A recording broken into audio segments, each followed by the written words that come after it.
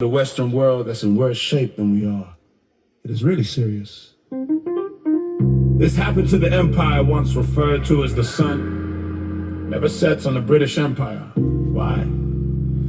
Because Britain has so many properties in Asia, Africa, Latin America that literally as the sun goes around, as we go around the sun, there's always sunlight somewhere in the one Britain owns.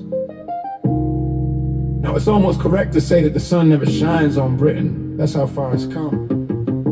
And before you left too much, that's what's happening to us. Now you are living through it. I am living through it. I'm gonna go through some details, but I don't want you to lose the big picture, so I'll come back to at the end.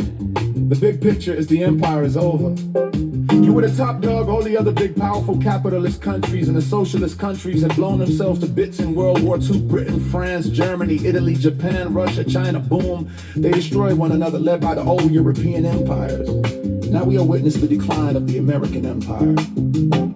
I'd be glad to go into many other aspects, cause it's shaping everything about your life. Your music, your dance, your diet, your dress, your education, your medical care, you name it, they're all being organized. It's not Mr. Trump who's doing that, it's the situation currency.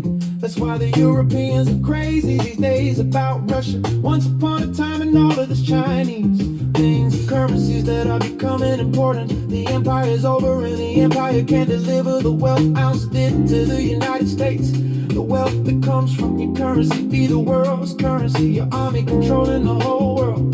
The war in the Caribbean, the killing those people in the boats has had nothing to do with drugs. That's the story. The world is changing, including the Russians, Russia, and China together, folks. It's now a much bigger, richer economic powerhouse than we are at. I left it to last because I know in America it scares people, economics. We make a little calculation. We get a measure of the total output of goods and services in the country in one calendar year to 12 months, and we call that the GDP, the gross domestic product. You'll hear it referred to a radio interview with always on countries. You begin to shop a sense of how big it is. Your ideas, the United States GDP is now in the neighborhood of 25 trillion. GDP of Russia 3 or 4. You understand? Russia was never an economic threat to the United States, not when it was the Soviet Union, not now. If you thought that it's the same problem, not your fault. How are you gonna breathe other than the air all around? Should be okay. You're breaking. You might say that more than he should be flushed. It's Mbeka 3. What is the GDP of the People's Republic of China? The United States 25. The United States is 25. Russia, say for China 18 or 19. Okay. Russia and China are closer together as allies and friends than they have ever been right now.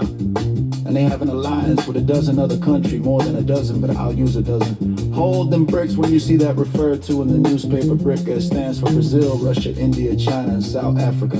That is the alliance, the center of which is the People's Republic of China.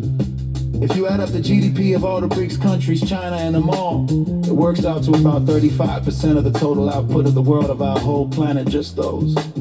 If you do the same for the United States and the G7, that's the big alliance of the United States. That's the United States, Canada, Japan, Britain, France, Germany, and Britain. Total GDP of the G7 is about 28% of the world's out. But do you understand that Russia, China is a much, much bigger, richer core of the world economy? We are not what we were, not even close. The two are the same GDP for 2 blocks with the sand in the year 2020. And since then the gap has grown, always in the favor of the People's Republic of China. United States has tried everything has failed. This year in 25, the Chinese economy will grow GDP about 3 times what the United States will grow, and that has been the norm for the last 40 years. Last unspoken until now.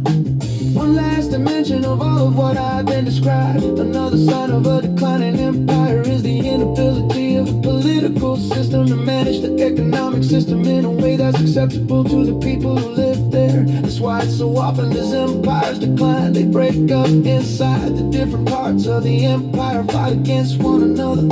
For the last 40 years, the United States has been unable to pay directly for its own functions, which is why we have gone from 35 years ago when our national debt was a few 100 billion to our current situation where the national debt is 36 trillion.